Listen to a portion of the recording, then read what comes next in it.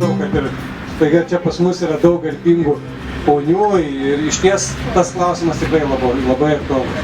Reikia pripažinti vieną labai svarbų dalyką. Atsimenat, kas buvo konservatorių ir liberalų valdymo laikais. Tai yra nukirptos pensijos, nupjauti visi atlyginimai, atimti pinigai iš vaikų ir taip toliau. Dabar dar labai svarbus dalykas. Jūs žinote, kad Darbo partija yra pasižadėjusi ne tik tai didinti pajamas, bet ir mažinti jūsų išlaidas.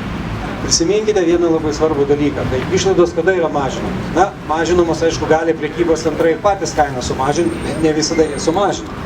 Mes turime dėti pastangas, kad mažėtų mokesčiai. Tai yra pirmiausia, pridėtinės vertės mokestis šiandien yra 21%. Na, iš tikrųjų yra, tų būtiniausių produktų krepšelis, kaip duona, pienas, kruopos, miltai, žuvys, mėsa, sūris, kurios mes perkam kiekvieną dieną. Bet šitiem produktam taip pat yra taikomos pridėtinės vertės mokestis, kuris yra 21%. Darbo partija yra pažadėjusi ir tikrai savo pažadą įvykdys, kad būtiniausiam maisto produktų krepšeliai bus nustatytas tik 5% dydis. Taip pat iki 5% nuo 21 bus sumažinta ir vaistams.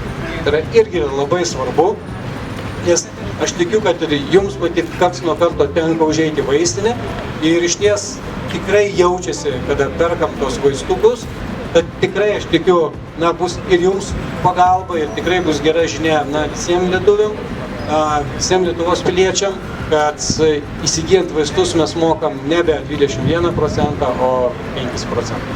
Tiesiog šiai dienai nėra, žinot, toks žodis yra politinė valia. Ateikit, prašau, čia. Nėra tos politinės valios. Ir iš tikrųjų darbiečiam yra pakankamai sunku, todėl ir sakom, gerbimieji, pasitikėkite Darbo partiją. Kuo daugiau išrinksite Darbo partijos atstovų į Seimą, tuo bus paprasčiau įgyvendinti pažadus. Tai yra labai svarbu.